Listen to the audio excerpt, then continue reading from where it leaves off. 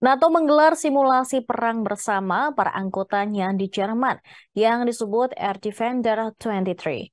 Latihan simulasi perang terbesar tersebut digelar sejak hari Senin 12 Juni dan melibatkan sekitar 250 pesawat militer dari 25 anggota negara-negara NATO, termasuk Jepang dan calon anggota NATO Swedia.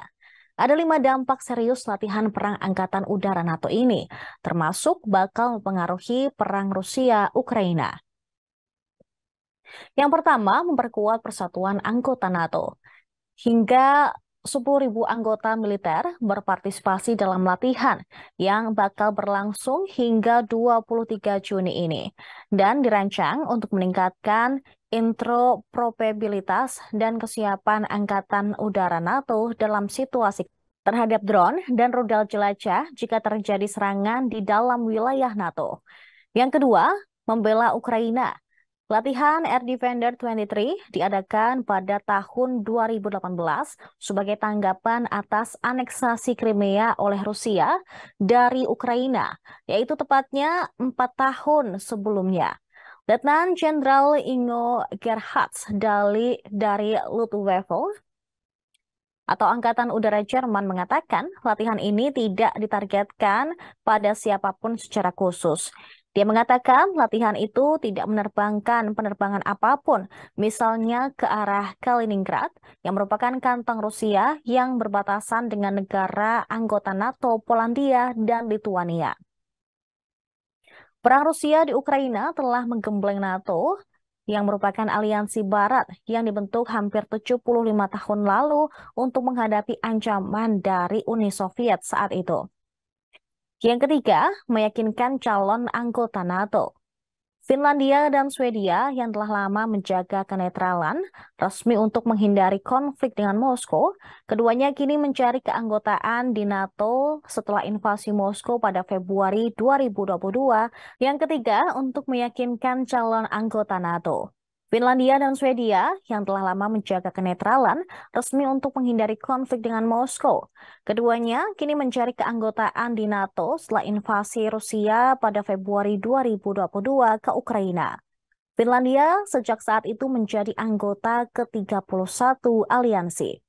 Sementara tawaran keanggotaan Swedia terhenti karena keberatan dari anggota NATO lainnya, Turki dan Hungaria. Di bawah pasal 5 NATO, serangan terhadap satu anggota dianggap sebagai serangan terhadap semuanya, dan tawaran keanggotaan harus disetujui oleh semua anggota. Yang keempat, siap berperang besar melawan Rusia. Menteri Pertahanan Jerman Boris Pistorius mengatakan pada hari Senin bahwa Angkatan Udara NATO sangat penting jika terjadi serangan karena mereka adalah penangkap pertama untuk mengamankan penduduk dan juga angkatan bersenjata mereka sendiri. Latihan tersebut memiliki tujuan untuk memperjelas bahwa NATO dan Angkatan Udara Jerman siap untuk mempertahankan diri. Ini berlaku untuk Presiden Rusia Vladimir Putin dan siapa saja yang mengancam kebebasan dan keamanan para anggota NATO. Yang kelima, menyiapkan strategi dan kolaborasi. Jenderal Michael Law, Direktur US Air National Guard, mengatakan tugas NATO berada pada titik belok.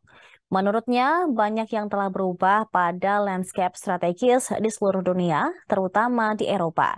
Latihan tersebut akan berfokus pada melengkapi kehadiran permanen Amerika Serikat di Eropa, serta memberikan pelatihan dalam skala yang lebih besar daripada yang biasanya dicapai di benua tersebut.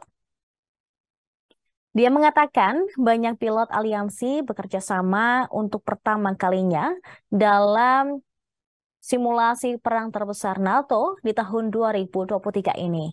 Terima kasih sudah nonton. Jangan lupa like, subscribe, dan share ya.